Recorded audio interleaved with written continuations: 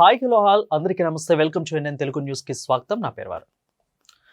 మరి ముఖ్యంగా ఆంధ్రప్రదేశ్ రాష్ట్రంలో కూటమి ప్రభుత్వం అనుకునే రీతిగా దాదాపు 164 సీట్లనైతే సాధించింది. ఇది మనందరికి కూడా తెలుసు. ఈ నేపథ్యంలోనే ఎందుకు సాధించారు, ఎలా సాధించారు అనేది కూడా పర్టికులర్‌గా చూసుకున్నట్లయితే జగన్మోహన్ రెడ్డి గవర్నమెంట్ ఇచ్చిన పథకాలకి ఇటు వీళ్ళు కూడా అంతే పథకాలను ఇస్తున్న క్రమంలో ప్రజలు ఆకర్షితులై ఇచ్చారు అనేది ఒక ప్రతిపాదన. ఇదే నేపథ్యంలోనే ఇటు తెలంగాణ గవర్నమెంట్, ఇటు కర్ణాటక గవర్నమెంట్, ఇటు తమిళనాడు గవర్నమెంట్ 3 గవర్నమెంట్స్ కూడా వాళ్ళు గెలవక ముందు ఇచ్చిన హామీలు ఇటు కాంగ్రెస్ గవర్నమెంట్ తెలంగాణలో, అటు కర్ణాటకలో కాంగ్రెస్ గవర్నమెంట్, ఇటుక డిఎంకే పార్టీ తమిళనాడులో. ఈ 3 కూడా ఇచ్చిన హామీలన్నింటిలో కూడా చూసుకున్నట్టయితే ఫ్రీ బస్సు అనేది ప్రజాదరణ ఎక్కువ కలిగింది. మహిళలకి ఉచిత బస్సు అనేది. ఇదే పథకాన్ని కూడా తీసుకొచ్చి ఇప్పుడు ఆంధ్రప్రదేశ్లో కూడా పెట్టారు. CPN government.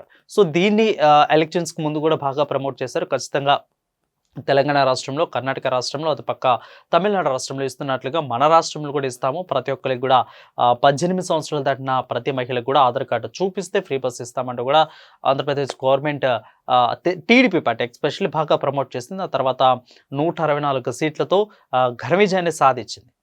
ఇక పక్కన పెడితే కూటమి ప్రభుత్వం అధికారంలోకి వచ్చిన తర్వాత హామీల వర్షం కురిపిస్తుంది ఏది అనుకుంటూ ప్రజలు అడుగుతున్నారు. దాదాపు 6 నెలలు అయిపోయినా ఇంకా ఫ్రీ బస్ లేదు. అటు పక్క రేవంత్ రెడ్డి గవర్నమెంట్ నెక్స్ట్ ప్రమాణ స్వీకారం చేసిన నెక్స్ట్ డే నుంచే కూడా ఇచ్చింది. బట్ ఇక్కడ ఇవ్వలేదంటూ కూడా వీళ్ళు గగ్గోలు పెట్టారు ఆంధ్రప్రదేశ్లో. ఆ తర్వాత ఇంకా మరి జగన్ గవర్నమెంట్ ఏమి ఇంతకు ముందున్న జగన్ పార్టీ వైఎస్ఆర్సీపీ ఏమి సైలెంట్గా ఉండదు కదా. వాళ్ళు కూడా సోషల్ మీడియాలో అదేవిధంగా అధికార ప్రతినిధులు వీళ్ళందరూ గెలిచిన 11 మంది మిగిలిన ఓడిపోయిన ప్రతి ఒక్క ప్రత్యర్థులందరూ కూడా వాళ్ళు కూడా గగ్గలు పెట్టారు. ఈ నేపథ్యంలో ఆల్రెడీ కూడా దీపావళి నుంచి స్టార్ట్ అనుకున్నారు నవంబర్ నెలలో. అది క్యాన్సిల్ అయిపోయింది. ఆ తర్వాత సంక్రాంతి నుంచి ఇస్తాము అంటే పండగ రోజున దీన్ని పెట్టాలి అనుకున్నట్లుగా చెప్పారు గవర్నమెంట్, సిపిఎన్ గవర్నమెంట్.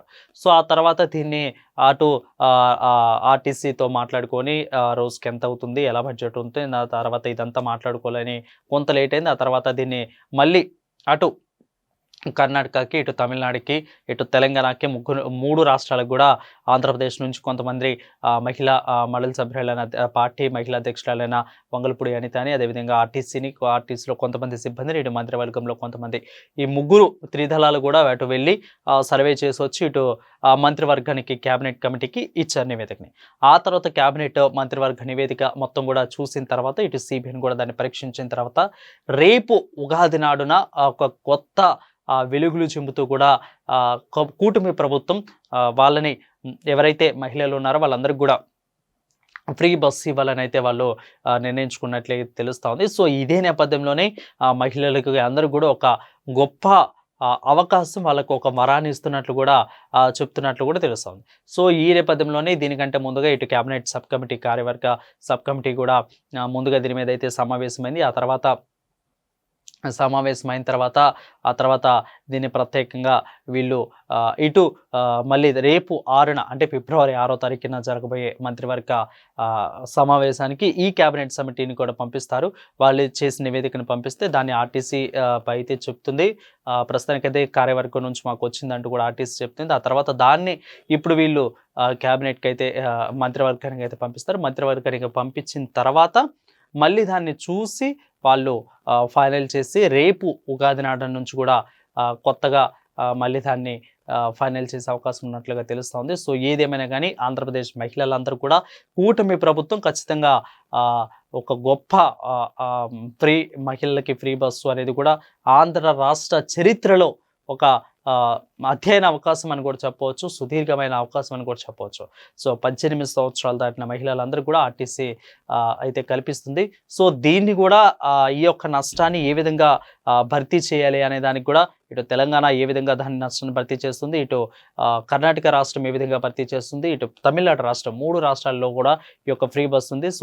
ఇప్పుడు ఆ 3 రాష్ట్రాలు ఏ విధంగా ఈ యొక్క నష్టాన్ని భర్తీ చేస్తున్నాయో ఇటు ఆంధ్రప్రదేశ్ కూడా అదే రకంగా ఈ యొక్క నష్టాన్ని భర్తీ చేసేందుకు కూడా ప్లాన్స్ అయితే ఏర్పాటు చేసుకుంది. బట్ ఇక చూడాలి, ఉగాది నాడు నుంచి అయితే ఒక గొప్ప ఫ్రీ బస్సు కార్యక్రమం అయితే ఆంధ్రప్రదేశ్ స్టార్ట్ చేయబోతుంది.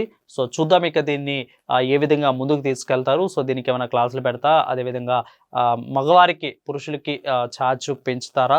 సో బౌండరీ వరకు ఉంటుందా, లేదంటే బౌండరీ దాటితే ఉంటుందా? అదేవిధంగా పక్క రాష్ట్రాల నుంచి వచ్చిన మహిళలకు కూడా ఇక్కడ ఆ అవకాశాన్ని కల్పిస్తారా? ఎందుకంటే తమిళనాడు ఎస్పెషల్లీ ఎవరు వచ్చినా కానీ అక్కడ మహిళలకి ఫ్రీ అవకాశం ఉంటుంది.